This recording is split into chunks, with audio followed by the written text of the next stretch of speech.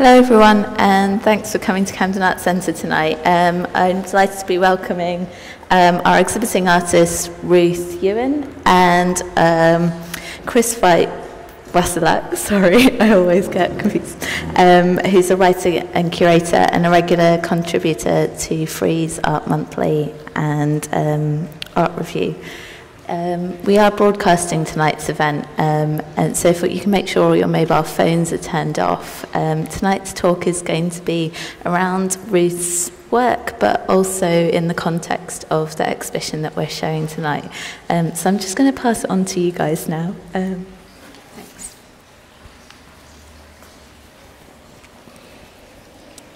Thanks. Okay, so if people can't hear me, then just wave. But yeah, I thought I'd start by kind of framing this and trying to think about the next few minutes as kind of immersing ourselves in the revolutionary calendar and the revolutionary clock. So I'm going to set a decimal clock timer for 27 decimal minutes. So the next 27 decimal minutes is the length of the talk, and then I guess we'll do some questions and things afterwards. It's interesting, there's actually a few decimal clock apps out there. Yeah, there are. Yeah. This one was kind of modeled itself as a game. It comes with the sort of introduction that the rise of cybertronics means that robots now run everything in our lives, so why not get accustomed to the decimal clock now? Right, so let's start that. Cool. So just as a kind of roundabout introduction, I suppose I was trying to think about when I might have heard of the French Revolutionary Calendar, because actually I don't think it's that familiar to a lot of people, and so it's kind of interesting to think about why, or why we haven't heard about it, or why these different conceptions of time aren't something as commonplace as they used to be, I suppose. And so I was trying to trace back, I think the first time I heard about it was the text, I think it was an essay by Marx, or it's kind of a short booklet, the 18th Brumaire of Louis Bonaparte. So that was kind of the first time I'd heard mention of the calendar, I suppose, and that was reading about kind of post-colonial stuff in Gayatri Spivak. So I thought I might begin in a roundabout way by reading a section of Marx's text.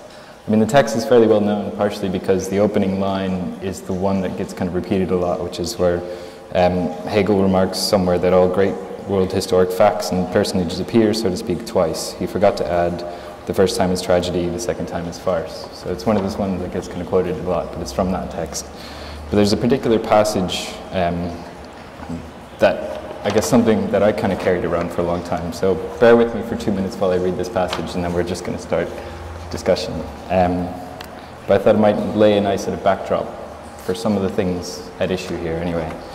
So Marx is kind of in this sort of analyzing, just kind of the structure of French society. So, the allotment farmers are an immense mass whose individual members live in identical conditions without, however, entering into manifold relations with one another. Their method of production isolates them from one another instead of drawing them into mutual intercourse. This isolation is promoted by the poor means of communication in France, together with the poverty of the farmers themselves. Their field of production, the small allotment of land that each cultivates, allows no room for division of labor and no opportunity for the application of science. In other words, it shuts out manifoldness of development, diversity of talent, and the luxury of social relations. Every single farmer is almost self-sufficient. We have the allotted plot of land, farmer, and another family. A bunch of these make up a village, a bunch of villages makes up a département. Thus, the large mass of the French nation is constituted by the simple addition of equal magnitudes, much as a bag with potatoes constitutes a potato bag. Insofar as millions of families live under economic conditions that separate their mode of life, their interests, and their culture from those of the other classes, and that there exists only a local connection amongst their farmers, they do constitute class. Insofar as there exists only a local connection amongst these farmers, a connection which the individuality and exclusiveness of their interests present them from generating among them a unity of interests, national connections, and political organization, they do not constitute a class. Almost finished, sorry. Consequently, they are unable to assert their class interests in their own name, be it by parliament or by convention. They cannot represent one another, they must themselves be represented. It was just a long way to get to that last phrase, actually, and I think I wanted to think about representation and presentation, partially because we're just in this room filled with things, and that each of them kind of is just themselves, but then together they sort of, so it's not representations, it's just presentation of these items, but then that they together maybe represent something bigger. So I guess I just wanted to start off then by asking, what for you is this room full of stuff? Can I just ask, can everyone hear okay? Because I'm just aware it's really, really echoey. It's doing something strange to my ears. Yeah, so what was the question? So to me, what is this room of stuff? So to me, it's a way of considering a different kind of lens through which to look at our annual cycle.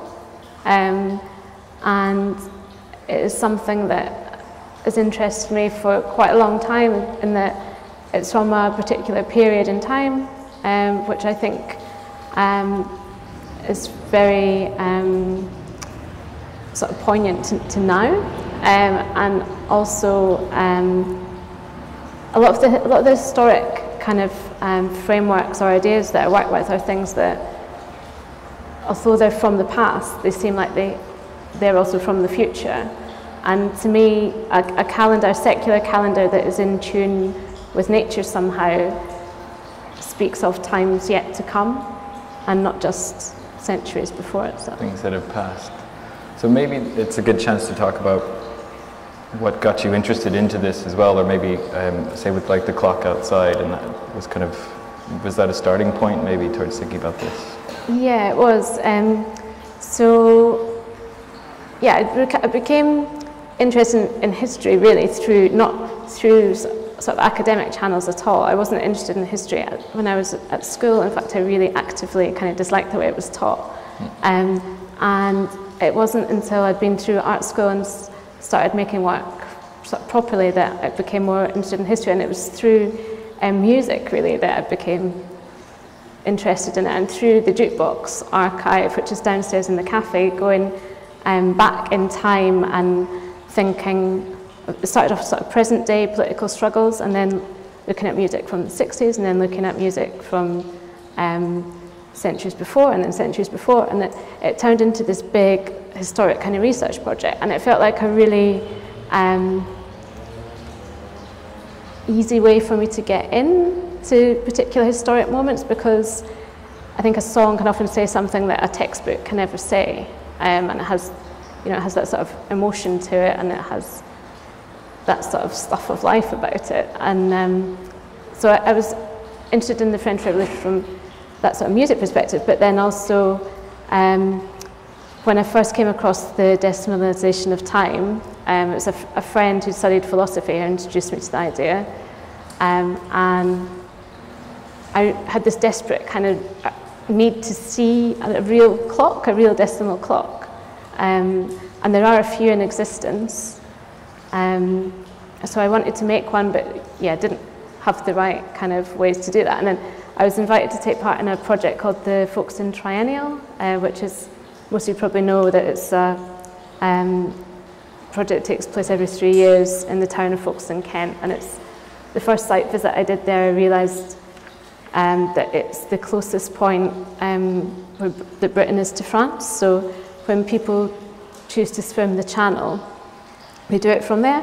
And there's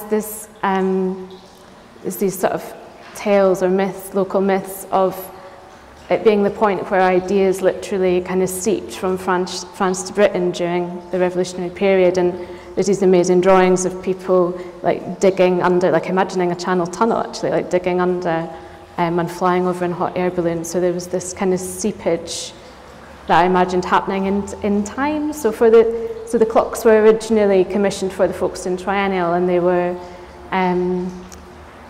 made as a series of 10, which were all very different objects, different types of clock. And the idea was to kind of steep the town in that time, and and to so I worked with clocks that were either already in existence or they were situated in places where you'd naturally expect a clock to be, because a lot of the public clocks were in this state of disrepair or just being completely kind of ignored.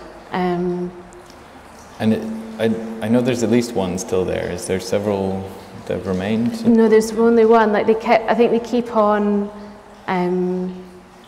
They kind of test out the projects in the town, and if there's a positive response to them and the local people want them to remain there, then they do. And supposedly, and one of them was kept behind, which was the sort of standalone one that's at the top of the zigzag path, if anyone knows Folkestone, and it's double-sided. It's like a sort of lollipop clock. The face is just exact same as that one, really. So it's decimal on one side and standard time on the other. And because apparently during or following the revolution, there was a plan. The National Convention had a plan to produce some public decimal clocks, but it never actually happened. Oh, really? So the only decimal clocks that were produced were for only those who could afford them, and they were they're very, very collectible things now. There's a few private objects, exactly, and they're really incredible. Silver pocket watches with a picture of Marianne holding up the flag, and decimal time in a large face and standard time, dual time on one watch. Yeah, most of the images I've seen for the older ones have had that kind of dual time, I guess. Yeah. I think that's kind of the interesting thing of that, not just the changeover from that time, but also now thinking about how you might, firstly how accustomed we are to kind of reading, you know, the 60-minute, 60-second clock, and also then how we might shift and how adaptable we are or not, I guess. Yeah. It's kind of that thing of going back and forth between the two systems becomes sort of the first orientation method, I suppose. Yeah, and I think once you, at first it does something strange to your head when you realise that, you know, there's no real sort of quarter past. That just doesn't really exist anymore, and it does completely throw you, I think. But I was quite entrenched in it when I was working with it back then, and I do actually believe in it now as the system. I think we should use it. We should be using it. Yeah. And things like the standardization of the decimal meter and weights and measures, that came from the revolutionary period. The decimalization of currency in France happened at that point as well. And, you know, those things have remained to a degree. But yeah, decimal time went out the window, and we use a 24-hour clock that was invented by the Babylonians, apparently. Well, I think, the kind of issue, the changeover, and those sort of overlaps are kind of interesting. I mean, just in the sense that, you know, like Britain apparently was using, you know, the Julian calendar until 1752, which is only slightly different from the Gregorian calendar. But then this idea that other times and other calendars were more in existence till the end of the 18th century, and so people could kind of accept it. And though there was this difficulty in changing over, it doesn't seem as sort of trenchant as it does now, you know, sort of firmly ingrained in a kind of unified system that the whole world accepts in a certain way. So it's kind of that question of how do we change over, or can we change over, I guess, is a kind of nice question to have from the show.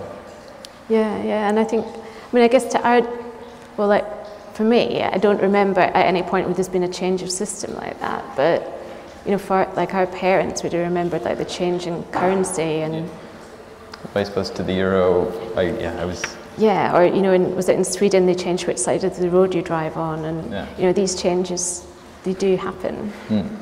And I do think a lot of people who have spoken to about decimal time, people who work in the worlds of science, or anyone who's working with time-based kind of medium, they're all for it. Once people kind of get their heads around it, I think they're for it. But I think it's interesting as well around that time. I mean, it's things. I guess I was reading a book last week about the kind of the start of the novel, even, and this idea that like with sort of the development of enlightenment ideas, and the sort of people were being able to observe time, mark it out more, and this sort of idea of a rational system then, and so this idea that things could be systematized and understood better. It seems interesting that this was kind of an attempt to sort of further that and say, okay, we're going to make a rational system, clock system that actually makes sense, and a calendar that actually makes some sort of sense as well.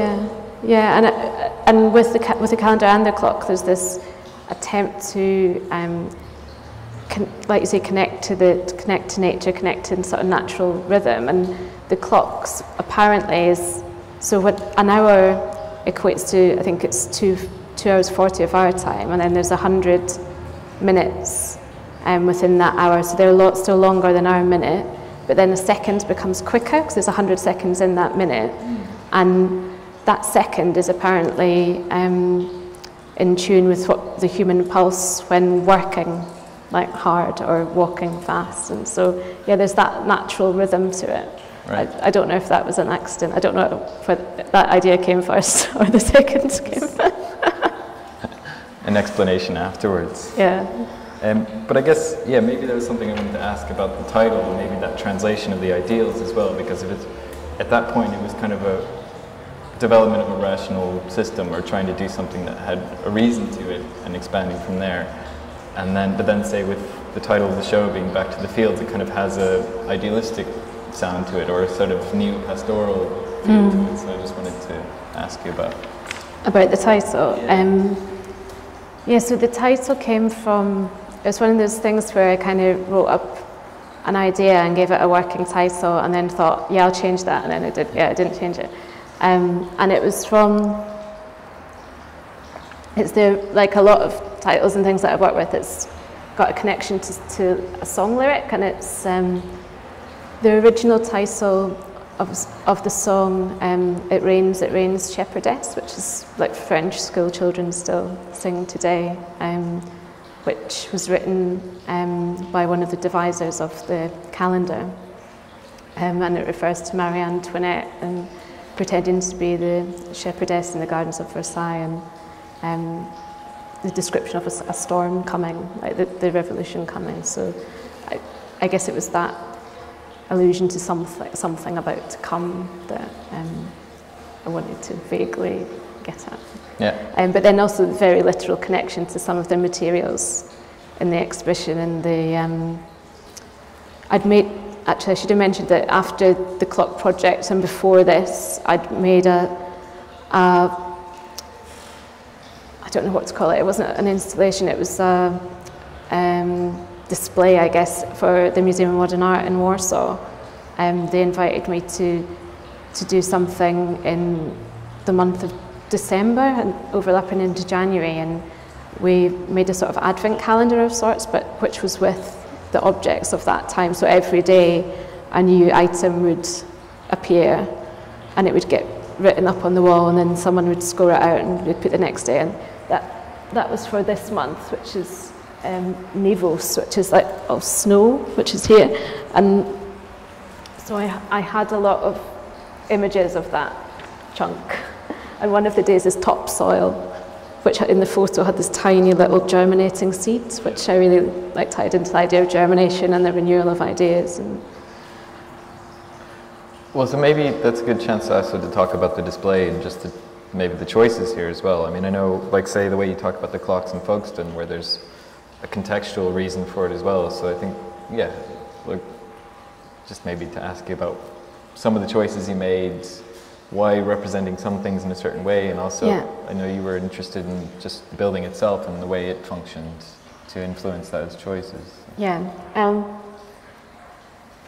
So I often, like when I'm invited to produce a project somewhere, it's often in response to a specific site or context, and I can't help but kind of treat galleries in the same way now, because like most of the time I'm making work in like outside of the gallery. So I feel like instead of bringing the gallery out, I've kind of brought that out in, and so I've started to think about the building and what it was in its former life before it was the art centre. And the first day I visited here, I had a conversation with someone who said that, you know, it was a public library, and it had contained at one point a children's handling museum, which was something that I was really interested in. Yeah. And we dug out some photographs of what the library looked like, and there was some documentation, some in this room and some through there, of object displays where like local, like Hampstead Cacti Society put on a display, and there's this photo from the 50s of a table with like a tablecloth, and people standing there looking very serious in their sort of knitted farewell jumpers, like admiring the cacti display, and it's all very regimented. So I had that those images in my head when I was thinking about this, and also,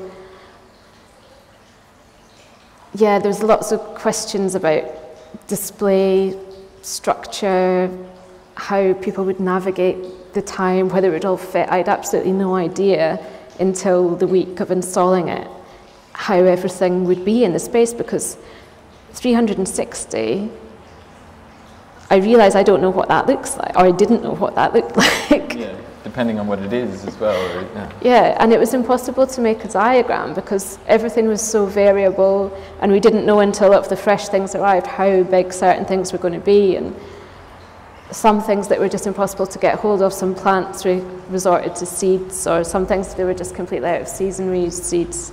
So yeah, it was a lot of careful positioning once everything arrived.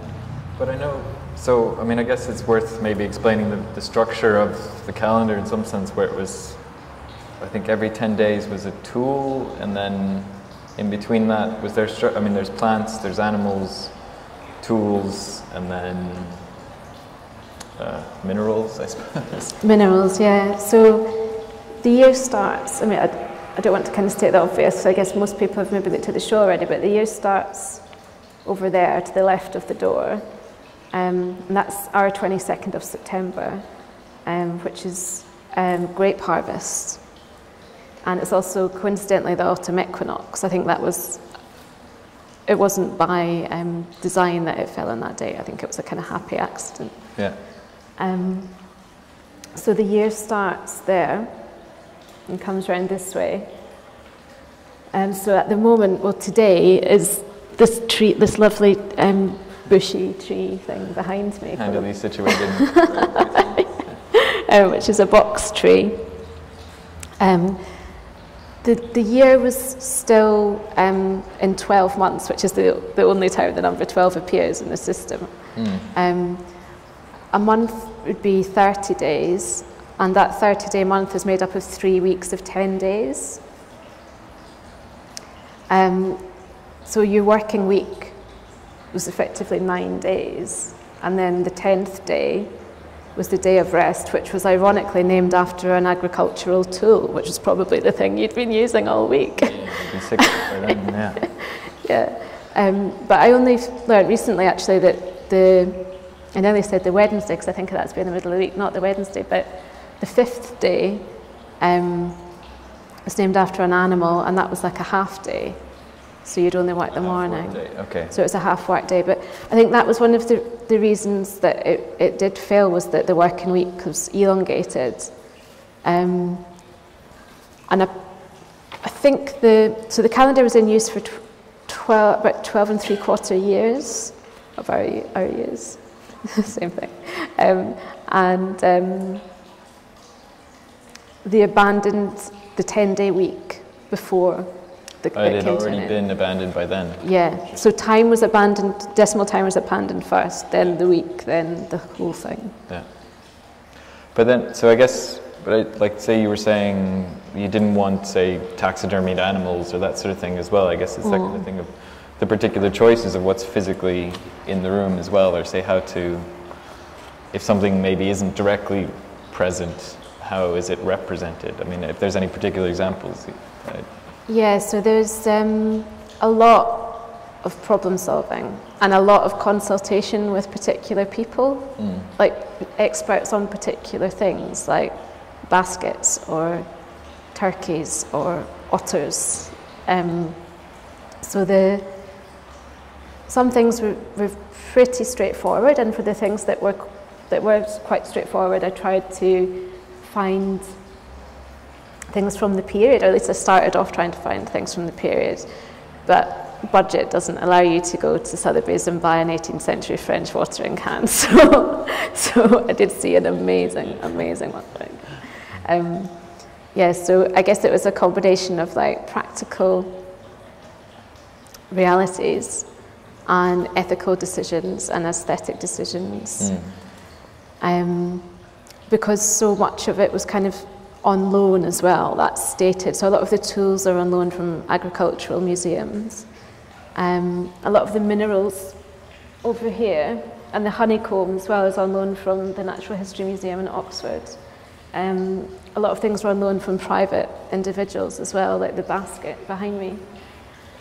A lot of the volunteers at the gallery loaned their own things and brought in vegetables from their allotments, and a lot of people have collaborated for this. There were certain animals in particular which were just, a case of problem solving how to show them, and some things we were able to have live, where we felt like it was okay to do that.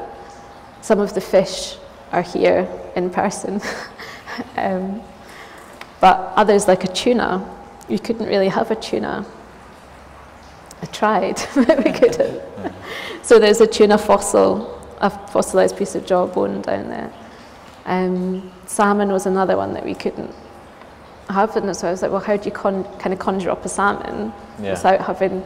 Well, we actually tried to get a skull, and we Sophie, who works here, had a skull soaking in some ammonia, but it kind of fell apart. So last minute phone call to my dad, who tied me a salmon fly. Okay.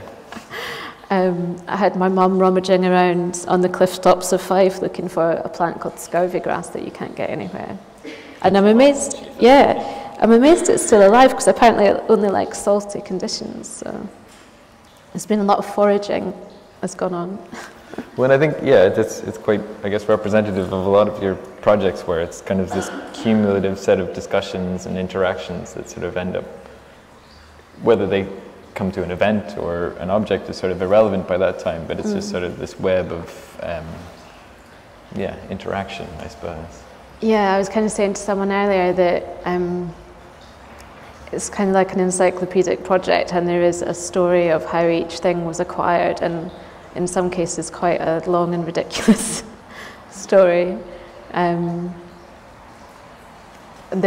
guess one thing I should mention actually, that is probably one of my favourite things in here, is the otter's holt, which is in that back corner, which is the big pile of hay and logs and things, and that was made during a family day that was organised here through the education department.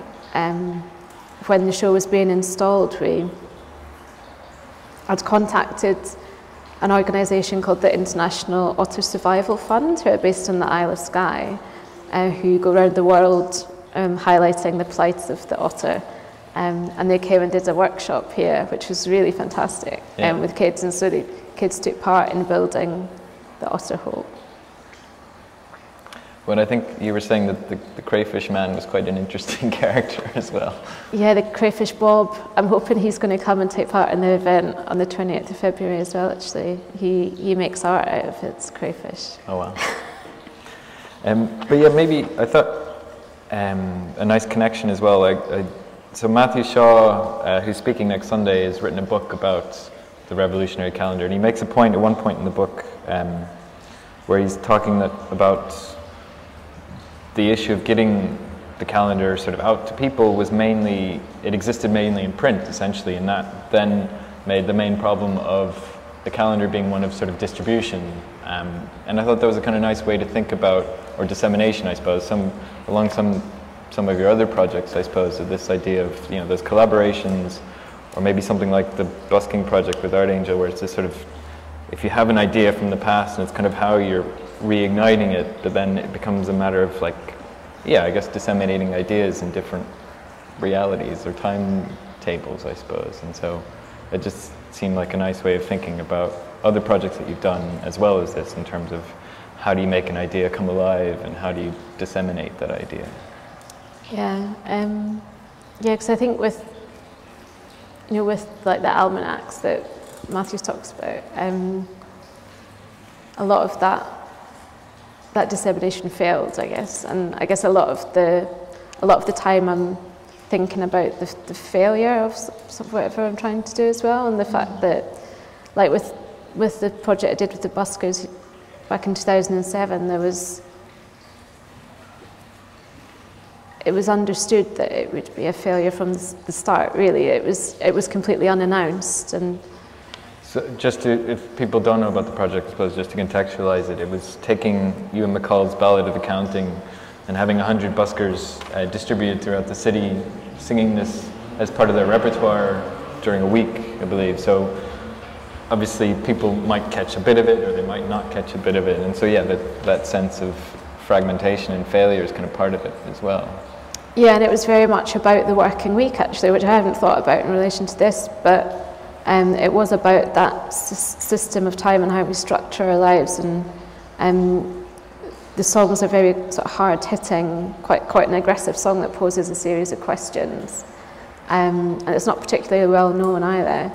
And the project was designed so that the buskers would be at particular points in the city, and it was very much kind of focused on the financial heart of the city. And so commuters would like re-encounter the songs. There was the sense of like it infiltrating a system, I guess. And so the performance happened during rush hour, Monday to Friday. And over the course of that week, people did begin to notice it and kind of question what it was and take it in. To recognise it. Yeah, I think it prompted a phone-in on 5 Live about why are all these bloody buskers out singing the same song. Well, they didn't mention the song, it was just like someone phoned up really angry about music on the street. But I guess, and I also wanted to maybe think about that issue of parallel timelines, or like you said, just the point where something could come from the future and the past simultaneously.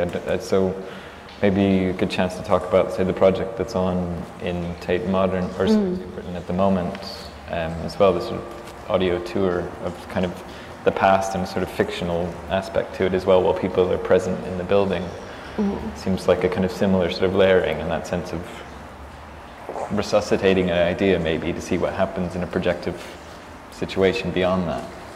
Yeah, there's a project that's showing at Tate Britain at the moment that's called The Darks, which is an audio guide. It's a collaboration with a friend, actually the friend who introduced me to the decimal time in the first place, Astrid Johnson, and she and I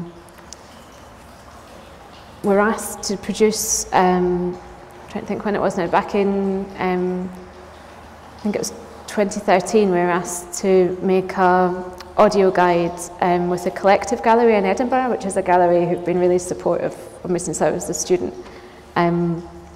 They moved sites onto Calton Hill in Edinburgh, and they commissioned a series of artists to produce these audio guides to kind of familiarise their audience with that place. And so Astrid and I worked together on that site because I knew it was somewhere she knew much better than me. And then around that time I started talking to Tate Britain about doing a project there, and realised there was strangely a lot of overlaps between things to do with the site and convicts, prisons, people who were sent to Australia, British convicts who were sent to Australia. The site that Tate Britain's now on was Millbank Penitentiary, and it was Britain's first, or the UK's first national prison, and it was right from outside Millbank steps that convicts were transported to Australia, and there's some records of those convicts. So The Darks is an audio guide that's in a sort of standard museum headset like you'd listen to when you go to see the Lowry exhibition or something. Yeah. And it takes you into the gallery, but then kind of spits you back out and takes you through some voices of the past. Most of it's made from found material that we've kind of weaved together. And it was also, before it was Millbank Penitentiary, it was the site for which Jeremy Bentham developed the idea of the Panopticon 4, which was never actually built. So it was the site of two prisons, really, one which was imagined and one which was real. And the imagined one, although it didn't exist then, you could say that it has come to exist now in many other ways. And so influential in that imagination as well. And so the tour takes you kind of through all these historic things, but then kind of brings you up to the present again.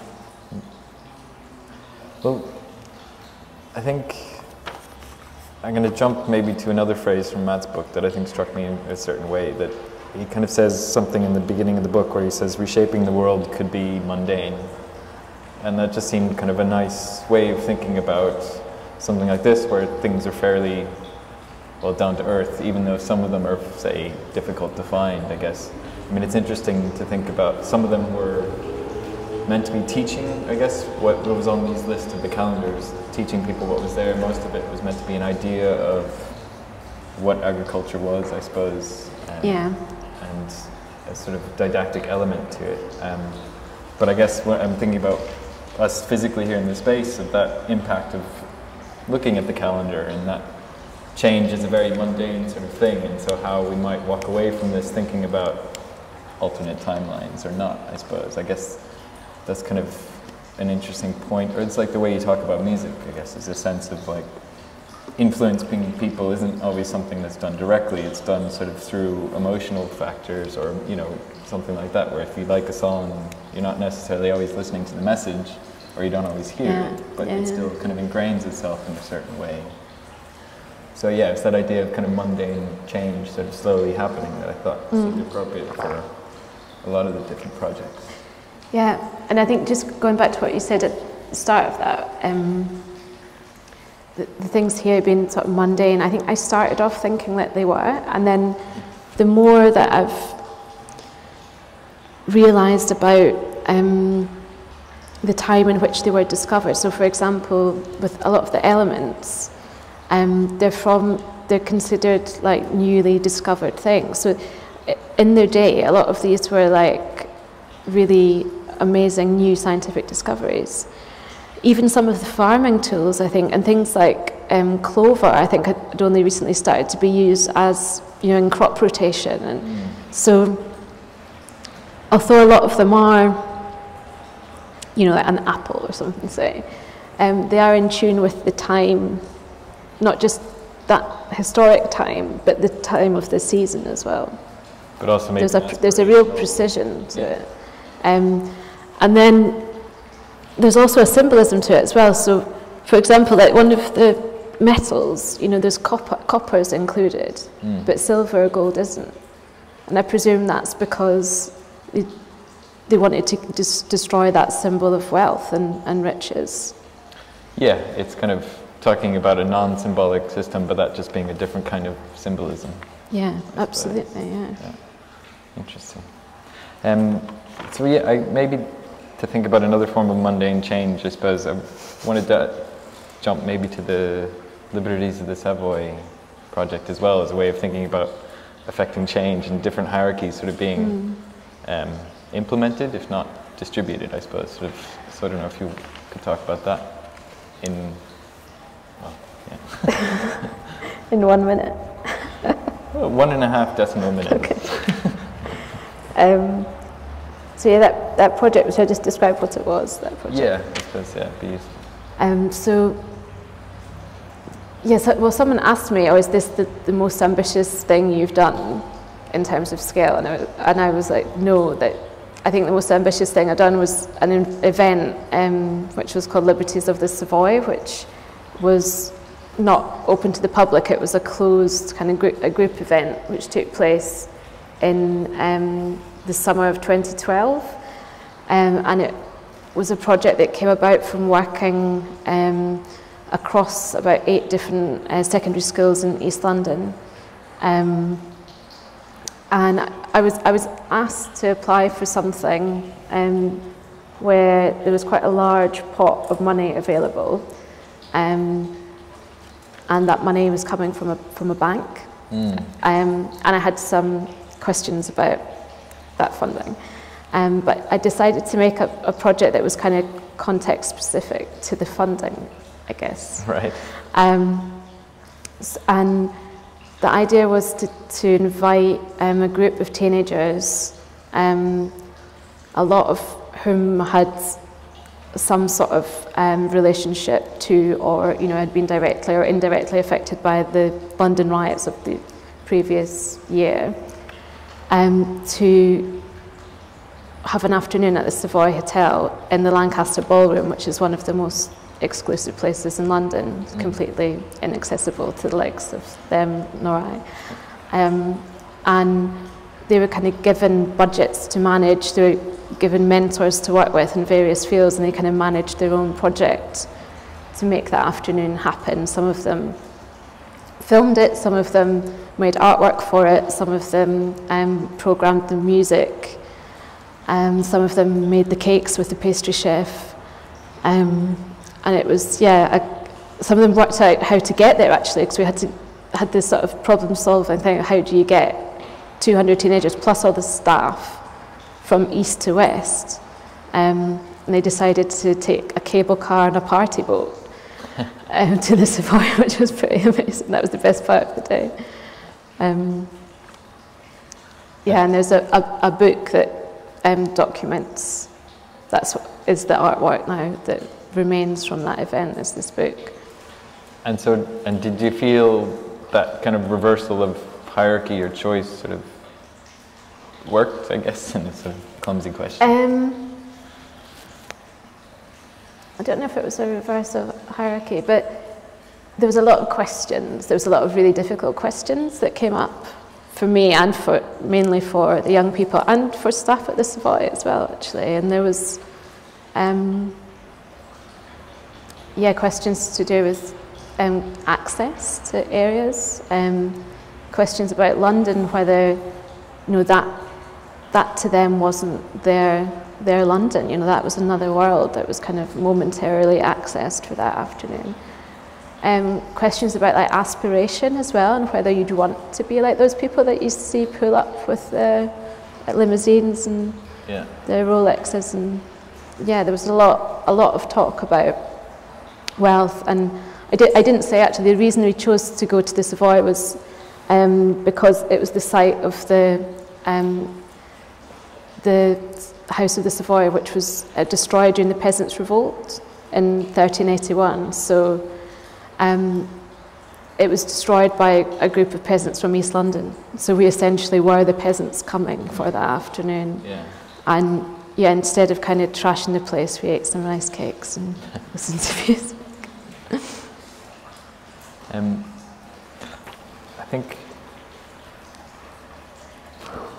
I think we've reached 28 decimal minutes. So we might sort of open up for questions. I don't know, but then I don't know. I kind of wanted to ask if you had any sort of, not closing statements, but something about the effect of this room, maybe for how you see it working with people in some sense. Yeah, well, I just want to say I'm sorry it's so cold because I'm absolutely freezing. But it's cold because that's the way the fish and the crayfish like it. There's a reason, yeah. There's a reason, yeah. So does anybody have any questions?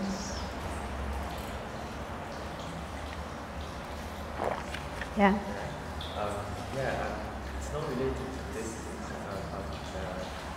part of the discussion, but I had the chance to see the jukebox upstairs, and I really liked it. I really liked the political meaning behind it, and I was wondering whether it's part of the exhibition that also had a different meaning to it, in the sense that it was a bit more political.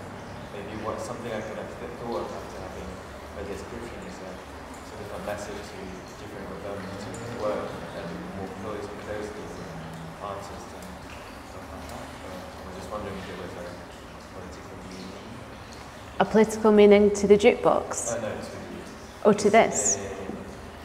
I think there's many political meanings that you could take from it. Many political meanings that you could take from different objects on their own. So there's like the jukebox itself is, there's thousands of songs, and then within songs there's thousands of layers, and a lot of the songs kind of contradict each other as well in there. I think there are many paths into those political ideas that you can choose to take. Well, but maybe that's a question, I guess. Do you see this as sort of expressly political? I mean, it's kind of, you're laying it out for people to take in and see what they make it, I guess. But, do you want people to walk away sort of revolutionarily energized, or? Yeah, I mean, if they do, then great. If they walk away feeling a bit less apathetic, then great as well. You know, I think it's a lot to ask for revolutionary energy, but it's latent. Well, but I think that's a question that through the work is that, I mean, you kind of set it up to be here, and you're sort of exposing the system and sort of illustrating the system, and I guess it leaves a lot to the audience to then sort of pick it up and run with it or not, I suppose. Yeah, and I guess for me that's what differentiates, you know, art that's produced from activism, and that there is, you know, space for thinking, or I like to think there's space for thinking in the work that I make, without saying this is, you know, trying to do one particular thing, and saying, having a particular kind of pointed message to it. Yeah. Yeah, and I think the question that hangs over all of this is the kind of like, would you do it? You know, it's like you're saying decimal time worked. You know, it's that thing of like, I mean, yeah, maybe it's not just would, but also how, or, you know. How, yeah. Yeah, well, that's what people get quite heated about. I was in a talk recently where someone did get very heated and started telling me how much they hated nature and how they wouldn't want to go to this calendar. But no, I would want decimal time to work. I would want to see a secular calendar of sorts work, not this one, because it's so centric, obviously, to France.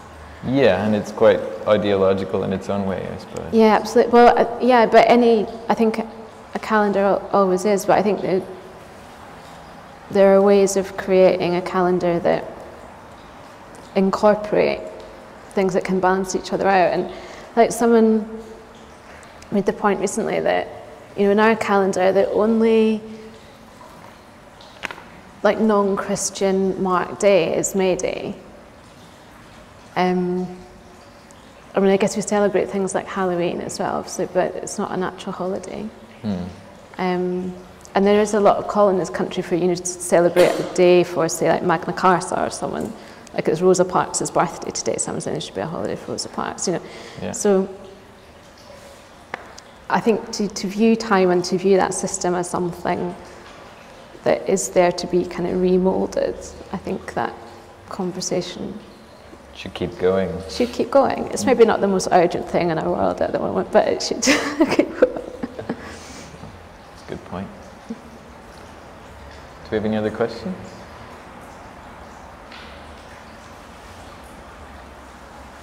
Well, maybe then that's a good point to let people sort of take in the calendar. And yeah, we've done 30 decimal minutes, so it's a good point to end. So thank you for coming, and thank you, Ruth. So. Thanks. Cheers.